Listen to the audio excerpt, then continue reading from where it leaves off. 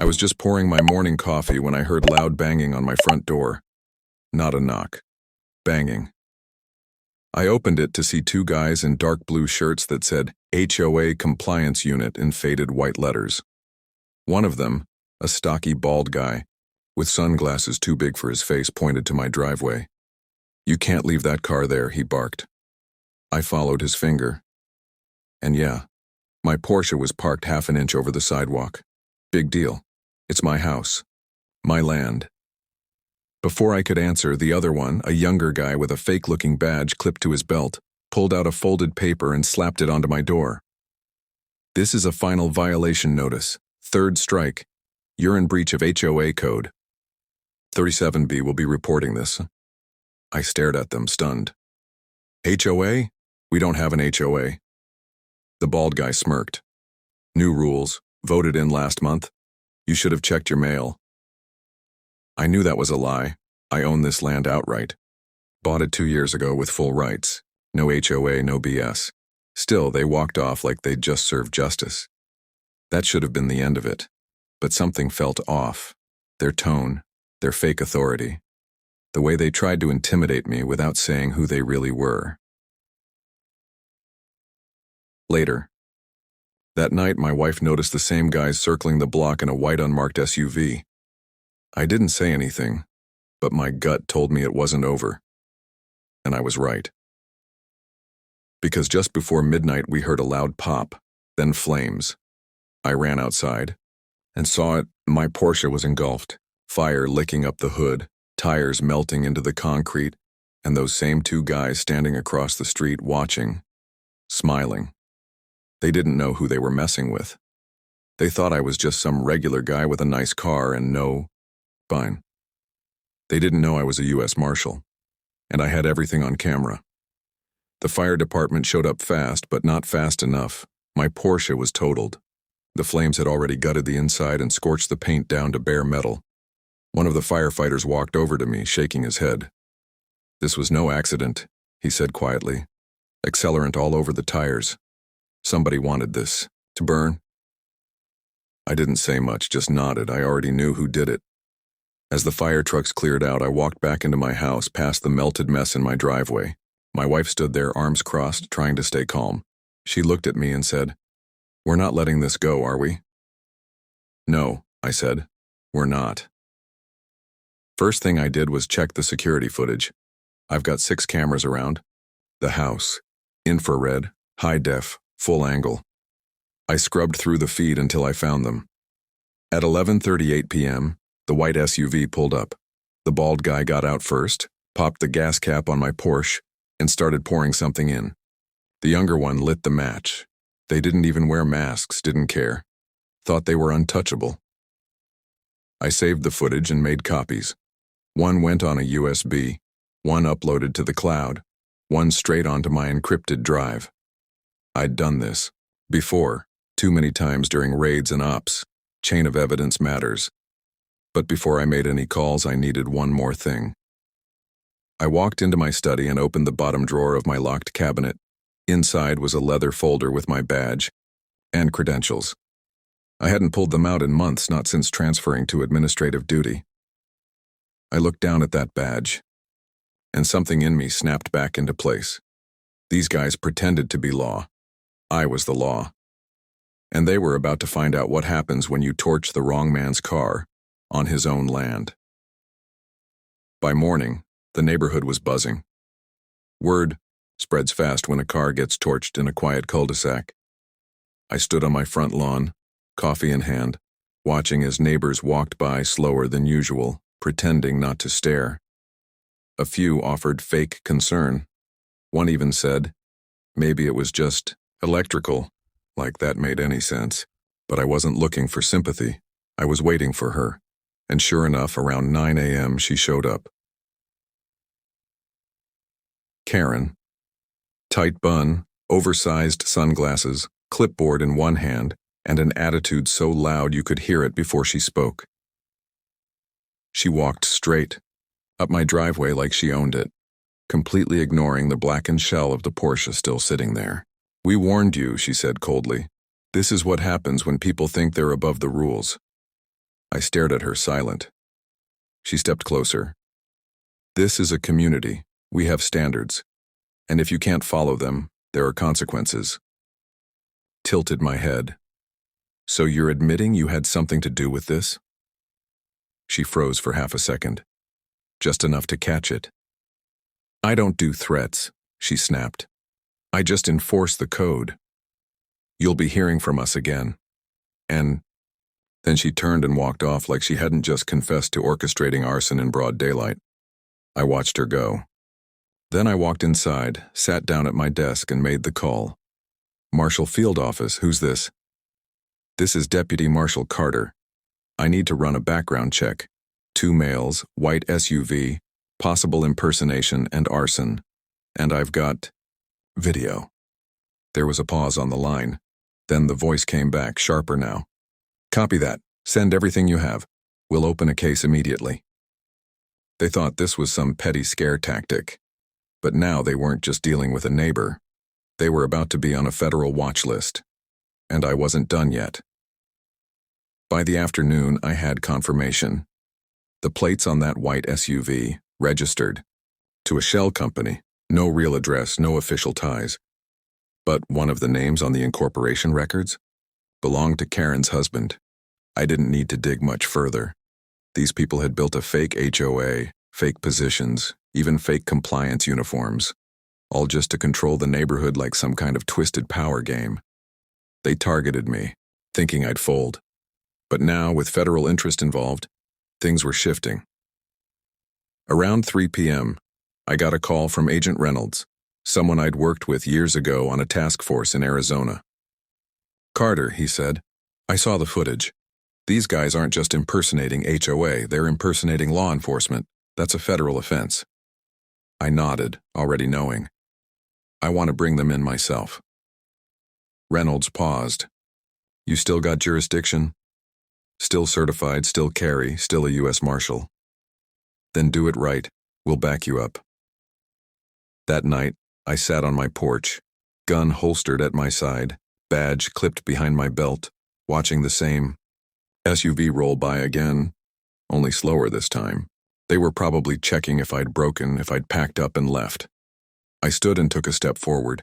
The SUV braked, lights on, reverse. And then they did the dumbest thing they could do. They pulled into my driveway. The bald guy got out. Again, same shades, same cocky walk. But this time he wasn't holding a fake notice. He was holding a clipboard. And a taser. Thought we told you what happens to people who don't listen, he said. I reached into my jacket slowly, calmly. Then I showed him my badge. U.S. Marshal, I said. You just made a federal mistake. His face dropped. He looked back toward the SUV, panicked, but it was too late. My cameras were live. My audio was rolling. And he'd just threatened a federal officer on his own property. He didn't run. Not at first. He froze like his brain was catching up to what just happened. His buddy in the SUV, though, he wasn't so patient. Tires squealed as he tried to back out of the driveway. But before he could make it 10 feet, 2 blacked-out government SUVs pulled in from both ends of the street. My call to Reynolds hadn't just opened a file. It had triggered a sting. The guy with the taser dropped it immediately. His hands shot up as 2 agents jumped out, guns drawn, badges flashing. Federal agents, hands where we can see them. Karen came rushing out of her house in a robe, hair wild, yelling, "What is this? You can't do this. This is a private matter." One of the female agents turned to her calmly. "Ma'am, step back. You're interfering with a federal operation." Karen shoved past them, straight toward me, eyes blazing. "You think you can just pull rank because of some fake badge?" I didn't even have to speak. Agent Reynolds walked up beside me and handed her a paper. "Search warrant," he said, cool as ice. "For your house, your vehicles, your fake HOA office down the road, and all financials tied to Community First compliance." She grabbed the paper and laughed. An unhinged, desperate laugh. "We were just trying to clean up this neighborhood," she snapped. "No," I said, "you were running a racket, extortion, impersonation, arson, and now it's over," Reynolds added. "And by the way, Setting fire to a federal officer's property, that's not just a mistake, that's a felony. Multiple. Karen's smile vanished.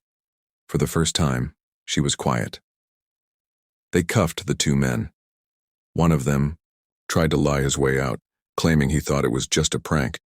But when agents pulled the gas can and burner gloves from the SUV, his face went white. And Karen? She didn't even make it past the porch before they read her rights.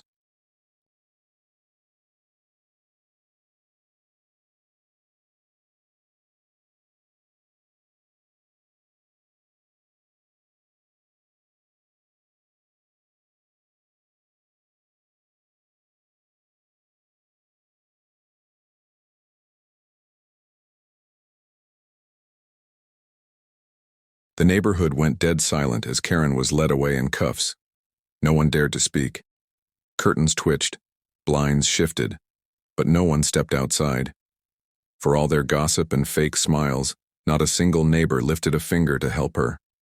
I guess when power slips, so does loyalty. I stood there as the agents loaded her into the black SUV. She didn't say a word. No threats, no last insults. Just stared at me through the tinted glass like she finally realized who she'd been messing with. Inside the house, my wife sat on the couch, arms wrapped around our teenage son. He'd seen the flames. He'd seen the chaos. And now he saw the law doing what it was supposed to do. I knelt beside him and said, "You're safe now, it's over." But it wasn't quite over. That evening, I got another call from Reynolds. We did a sweep of the HOA office. Guess what we found? Tell me. 25 fake violation. Notices, lists of problem neighbors, and a drawer full of fake badges. But here's the kicker. They had a ledger, cash payments from residents, thousands of dollars in compliance fees, extortion, documented, traced. They weren't just terrorizing me. They'd built an entire scam operation. Reynolds continued, FBI's taking over the financial side. IRS is stepping in too. This thing's bigger than we thought. I hung up, feeling something I hadn't felt in weeks. Peace. The kind that comes after a storm, when the smoke clears and you know justice was more than a word. It was real. But that peace didn't last long, because the very next day, I got a letter. No return address, no stamp, just slid under my door. And on the front, in sharp black ink, it said, "This isn't over." I stared at that envelope for a long minute before picking it up. It wasn't heavy, just one sheet of paper inside. I opened it slowly, carefully, half expecting powder or something worse, but it was just a note. Printed, no handwriting, just bold black text. There are more of us than you think. You may have taken her down, but the rules still apply. Step out of line again, and next time it won't just be your car. I felt the burn rise in my chest. Not fear, anger. They weren't done. Karen was just the face, the mouthpiece. But this thing, it was deeper. A full network, maybe even statewide. Fake HOAs, power grabs, money trails. My wife came up behind me, reading over my shoulder. Her voice was low. "You think it's real?" "Yeah," I said. "It's a warning, which means they're scared." I made a call to Reynolds again. "We've got a problem. It's bigger than Karen." "Already on it," he said. "We found similar shell HOAs in 3 other counties. Same tactics, same setup. Looks like someone's been building an underground empire off of fake authority." "And they're organized," I said. "We're forming a task force," Reynolds replied, "and we want you on it." That caught me off guard. I hadn't been in the field full-time in a while, but this felt personal now. Not just because of the Porsche or the threats or the badge they disrespected. It was about something deeper. They tried to steal control, over land, over people, over truth, and they used fear to do it. But they made one critical mistake. They didn't stay in the shadows. They lit a fire and exposed themselves. And I wasn't done hunting. 3 weeks later, I stood in front of a town hall meeting in a packed gymnasium. Fold-out chairs were filled with neighbors from not just my community, but from nearby counties too. Word had spread fast. About Karen, the arrests, the fake HOA scams, and about me.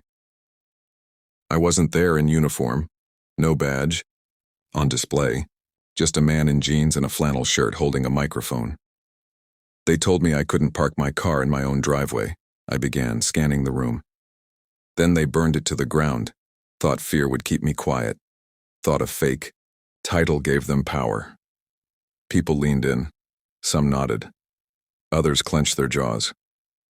But here's what they didn't know. I swore an oath. Not to a flag on a patch or a name on a uniform, but to the people, to justice, and to the idea that no one, not even someone hiding behind fake rules, gets to threaten our families. Applause broke out, loud, raw. I continued. We've uncovered over a dozen fake HOAs. They're being dismantled. Investigations are active. Assets are frozen. And every single person involved will be held accountable. Not with fists, not with fear, but with the law. An older veteran in the front row stood up, tears in his eyes. You're doing what most won't. Thank you. I nodded. You don't thank a man for doing his job. You just make sure you never forget why. It matters. After the meeting, a reporter asked me, "What kept you going after everything they did?" I looked past her to my wife and son standing by the exit, safe, proud. Because I didn't serve my country just to let a bunch of fake cops tell me where I can stand on my own land, I said. Freedom isn't given, it's defended. And, as I walked out of that gym, one thought stayed with me. They burned my Porsche, but I lit a fire they can't put out. The end.